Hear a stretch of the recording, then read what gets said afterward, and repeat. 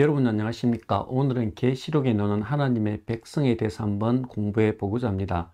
계시록에 하나님의 백성으로서 제일 먼저 등장하는 것은 금촛대로서 등장을 합니다.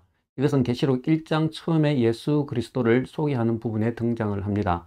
예수 그리스도는 7 금촛대 사이에 계시는 분으로 설명을 되고 있는데 1장 마지막 절에는 이 7 금촛대가 바로 7 교회라고 얘기를 하고 있는 것입니다. 엄밀하게 말을 하자면 위에 초가 꽂혀 있지 않기 때문에 금촛대라기보다는 금등잔대가 맞습니다. 이 금등잔대는 하나님의 성소, 즉 광야에 있는 장막이나 아니면 솔로몬 성전에 있었던 그 금촛대를 말하고 있는 것입니다. 그러므로 이 금촛대가 상징하는 것은 바로 하나님의 성전, 하나님의 계시는 곳을 상징하고 있는 것입니다. 신약에서는 이 하나님이 계시는 곳이 바로 하나님의 교회에 있다는 것을 말해주고 있습니다. 즉 이제는 하나님의 임재가 하나님의 교회를 통해서 드러나고 또한 하나님의 교회를 통해서 하나님의 모습이 보여져야 된다는 것을 의미하고 있는 것입니다.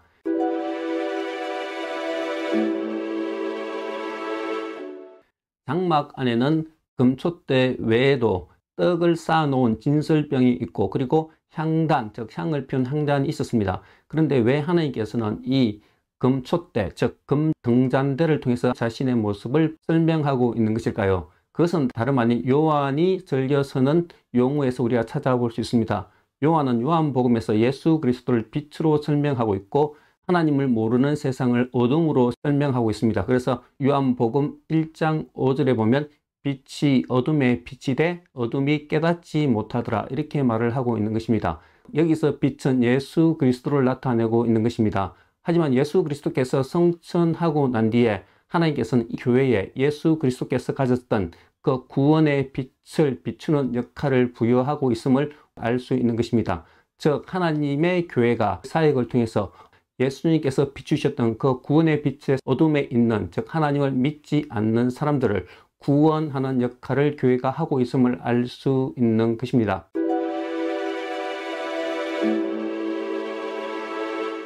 하지만 계시록을 계속해서 읽어보다 보면 하나님께서 이 구원의 빛을 비추고 있지만 그것을 보고 하나님께 돌아오는 사람들이 있지만 반면에 그 구원의 빛을 방해하는 사람들도 있고 그것을 보고도 돌아오지 않는 사람들도 있습니다.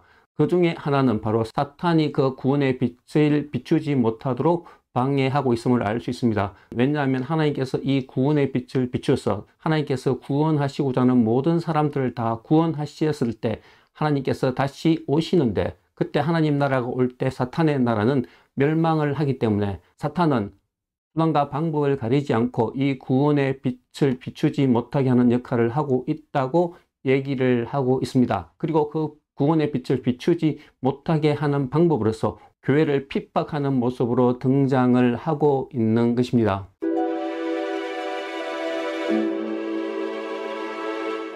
하지만 계시록 21장에 들어가면 하나님께서 구원하시고자 하는 모든 사람이 충만하여졌을 때 새 하늘과 새 땅이 펼쳐지고 새 예루살렘이 등장합니다.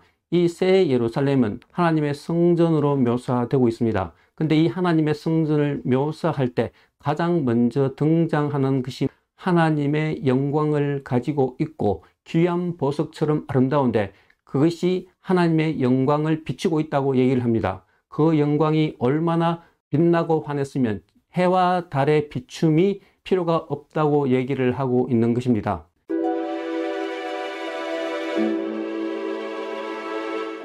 계시록 21장에서 이 새 예루살렘의 영광을 하나님께서 보여주는 것은 어떤 의미가 있는 것입니까?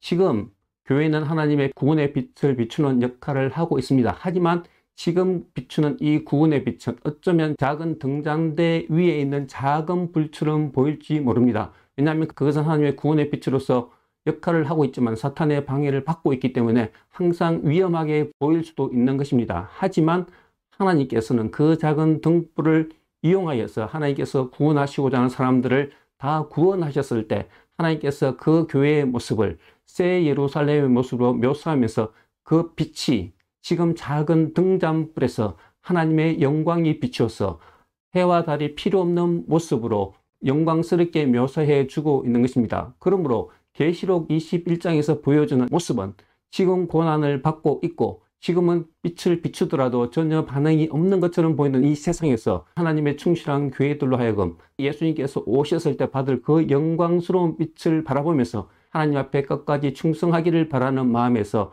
이 계시록 21장을 기록하고 있는 것입니다.